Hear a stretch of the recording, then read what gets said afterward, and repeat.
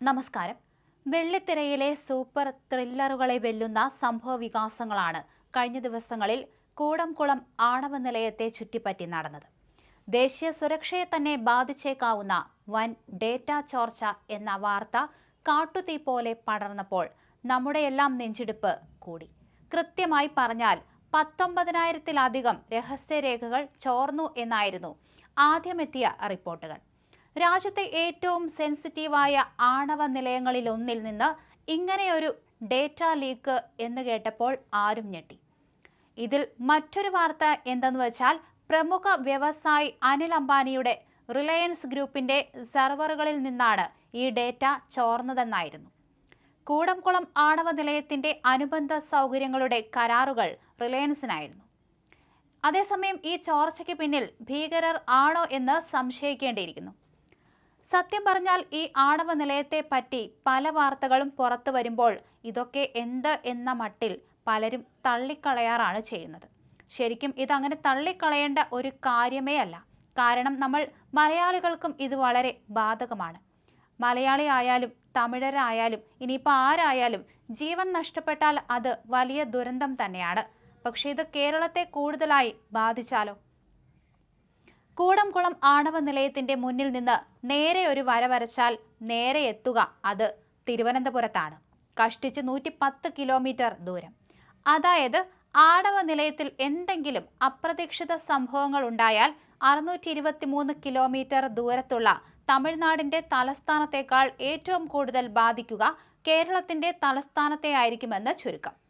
കൂടംകുളം വിരുദ്ധ പ്രക്ഷോഭം കേരളത്തിൽ ശക്തമാകാനും കാരണം മറ്റൊന്നല്ലായിരുന്നു.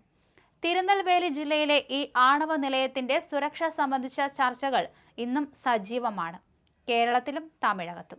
കടൽ തീരത്ത് സ്ഥാപിച്ച ആണവ നിലയം സുനാമി പോലുള്ള പ്രകൃതി ദുരന്തങ്ങളെ താങ്ങാൻ കെൽപ്പുള്ളതാണോ എന്ന ചോദ്യവും നേരത്തെ ഉയർന്നിരുന്നു. ആണവ നിലയത്തിന്റെ ഏതാനും കിലോമീറ്റർ മാറി ജനവാസമുണ്ട് എന്നതും ഭീതിയേറ്റുന്നു. ഇടക്കാലത്ത് കൂടംകുളം ശാന്തമായതാണ്. അതിനിടയിലാണ് പുതിയ പ്രശ്നം. കൂടംകുളം ആണവ നിലയം തിരുവനന്തപുരത്തിന് വലിയ അപകട സാധ്യതയാണ് സൃഷ്ടിക്കുന്നതെന്നും നിലയത്തിൽ സ്ഫോടനമുണ്ടായാൽ തിരുവനന്തപുരത്തെ ജനങ്ങളെ ഒഴിപ്പിക്കേണ്ടി വരുമെന്നും നേരത്തെ തന്നെ മുന്നറിയിപ്പ് നൽകിയിട്ടുണ്ട്. അപകട സമയത്ത് തെക്കുകിഴക്ക് നിന്ന് കാറ്റ് വീശിയാൽ തിരുവനന്തപുരം നഗരം ഉൾപ്പെടെ ഉയർന്ന തോതിൽ ആണവ മലിനീകരണത്തിന് വിധേയമാകും. ലക്ഷക്കണക്കിന് ആളുകൾക്ക് അവരുടെ വീട് ഉപേക്ഷിച്ച് പോകേണ്ടതായി വരും. പ്രദേശം ആണവ വിമുക്തമാക്കി തിരികെ മടങ്ങണമെങ്കിൽ 10 വർഷമെങ്കിലും സമയമെടുക്കും. തമിഴ്നാട്ടിലും സമാനമായ അവസ്ഥയുണ്ടാകാം. നിശ്ചിത ദിശയിൽ കാറ്റ് വീശുകയാണെങ്കിൽ നഗരപ്രദേശങ്ങളായ തിരുനെൽവേലി, പാളയംകോട്ട എന്നിവിടങ്ങളിൽ നാശനഷ്ടമുണ്ടാകുമെന്നും നേരത്തെ ഡോക്ടർ റാവു വ്യക്തമാക്കിയതാണ്. കൂടംകുളത്തെ തമിഴ്നാടിന് മുകളിലെ അണുബോംബ് എന്നാണ് തന്റെ ബ്ലോഗിൽ ശിവാജി റാവു അന്ന് വിശേഷിപ്പിച്ചത്. ഇതിനിടയ്ക്കാണ് പദ്ധതിയുടെ സുരക്ഷയെ ബാധിക്കുന്ന അതീവ രഹസ്യ സ്വഭാവമുള്ള രേഖകൾ ചോർന്നതായി റോയിട്ടേഴ്സിന്റെ റിപ്പോർട്ടും പുറത്തു വന്നത്. എന്നാൽ കൃത്യമായി ഏതൊക്കെ വിവരങ്ങളാണ് ചോർന്നത് എന്ന കാര്യത്തിൽ ഇതുവരെ കമ്പനി വെളിപ്പെടുത്തലൊന്നും തന്നെ നടത്തിയിട്ടില്ല. രാജ്യത്തിന്റെ ആണവോർജ്ജ ശേഷി വലിയ തോതിൽ വർദ്ധിപ്പിക്കാനുള്ള പ്രധാനമന്ത്രി നരേന്ദ്രമോദിയുടെ പ്രധാന പദ്ധതികളുടെ കേന്ദ്ര ബിന്ദുവായ കൂടംകുളത്തുണ്ടായ ഈ ചോർച്ച ആണവ നിലയത്തിന്റെ സുരക്ഷയ്ക്ക് വലിയ ഭീഷണിയായേക്കുമെന്നാണ് അന്താരാഷ്ട്ര ആണവ സുരക്ഷാ വിദഗ്ധരും വിലയിരുത്തുന്നത്. ഇന്ത്യയിലെ വൻകിട കമ്പനികളിൽ നിന്ന് ലക്ഷക്കണക്കിന് രൂപ മോചനദ്രവ്യം ആവശ്യപ്പെടുകയും പണം നൽകാത്ത പക്ഷം വിവരങ്ങൾ ചോർത്തുകയും ചെയ്യുന്ന കുപ്രസിദ്ധ ഹാക്കർമാരാണ് വേൾഡ് ലീക്സ്.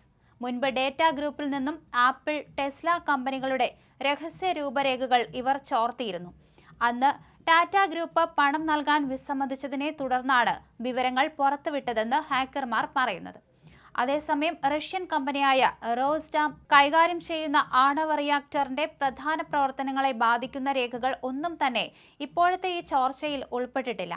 എന്നാൽ നിലവിൽ നിർമ്മാണത്തിലിരിക്കുന്ന കൂടംകുളത്തെ 3-4 യൂണിറ്റുകളിലെ തണുപ്പിക്കൽ സംവിധാനങ്ങളുടെയും കാറ്റോട്ട നിയന്ത്രണ സംവിധാനങ്ങളുടെയും രൂപരേഖകളും കൂടാതെ പ്രധാന കൺട്രോൾ റൂമിന്റെ പൂർണ്ണമായ ഘടനയും ചോർന്നവയിൽ ഉൾപ്പെടുന്നു. പ്ലാന്റിലേക്ക് സാധനങ്ങൾ വിതരണം ചെയ്യുന്ന കമ്പനികളുടെ പട്ടികയും നിർമ്മാണ വിലയിരുത്തൽ യോഗങ്ങളുടെ വിവരങ്ങളും ഒരു ഭീകരാക്രമണം ഉണ്ടായാൽ ഇൻഷുറൻസ് തുകയായി $112 മില്യൺ ലഭിക്കാനുള്ള പോളിസി രേഖകളും ചോർന്നിട്ടുണ്ട്. ഈ വിവരങ്ങൾ ശത്രുക്കളുടെയോ അക്രമികളുടെയോ കയ്യിൽ എത്തിയാൽ അവർക്ക് ആണവ നിലയത്തിന്റെ സുരക്ഷാ ക്രമീകരണങ്ങളും പ്ലാന്റിന്റെ ഘടനയും എളുപ്പത്തിൽ മനസ്സിലാക്കാനും സുരക്ഷാ വീഴ്ചകൾ കണ്ടെത്താനും സാധിക്കുമെന്നാണ് ഈ മേഖലയിലെ വിദഗ്ധർ മുന്നറിയിപ്പ് നൽകുന്നത്.